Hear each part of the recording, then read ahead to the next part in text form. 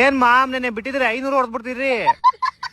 ನಿಮ್ ಟೀಮ್ ಅವ್ರ ಸಂಜುನೇ ಬೇಕು ಅಂದ್ಬಿಟ್ಟು ಪಾಪ ಜಡೇಜನ್ ಕಳಿಸ್ಬಿಟ್ಟು ಕರ್ಕೊಂಡ್ರಿ. ನಿಮ್ ಸಂಜು 8 ಬಾಲ್ 7 ರನ್ ನೋಡ್ಬಿಟ್ಟು ನಿಮ್ ತಲಾಗ ಒಂದ್ ಟ್ರಿವಿ ಕೊಟ್ಬಿಟ್ಟು ಮನೆಗೆ.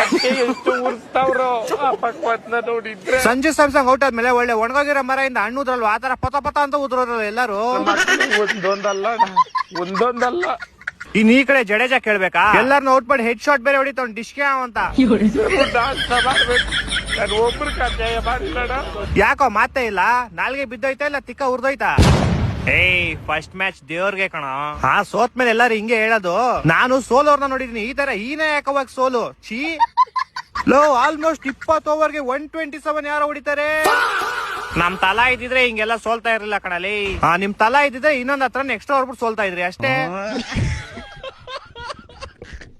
ನಮ್ ಕಡೆ ಬ್ಯಾಟಿಂಗ್ ಇನ್ನು ಸೆಟ್ ಆಗಿಲ್ಲ ಕಣ, ಸೆಟ್ ಆಮೇಲೆ ಕೊಡ್ತೀವಿ ನೋಡು. ನಿಮ್ ಬಾಲಿಂಗು ಬಾರಿ ನೋಡ್ಬಿಟ್ಟು ಇನ್ ಬಾರಪ್ಪ. ಚಿಕ್ಕ ಹುಡುಗ ಸೂರ್ಯವಂಶಿ ನಿಮ್ ಗಾಕ್ ಅನ್ಸ್ಬಿಟ್ಟು ಹೋಗ್ಬಿಟ್ನಲ್ಲೋ. 15 ಬಾಲ್ 50 ರನ್ ಹೊಡೆದ್ ಬಿಸಾಕ್ಬಿಟ್ಟ ನಿಮ್ಗೆ. 52ನೇ ರನ್ ಔಟ್ ಮಾಡಿದೀವಿ. ಹಂಗೆ ಏನ್ ಕಿತ್ತಾಕೊಂಡ್ಬಿಟ್ರಿ, ಏನ್ ಮ್ಯಾಚ್ ಗೆದ್ಬಿಟ್ರ? 12 ಓವರ್ ಮುಗಿಸ್ಬಿಟ್ಟು ಹೋದ್ರು ಅವ್ರ ಮನೆಗೆ.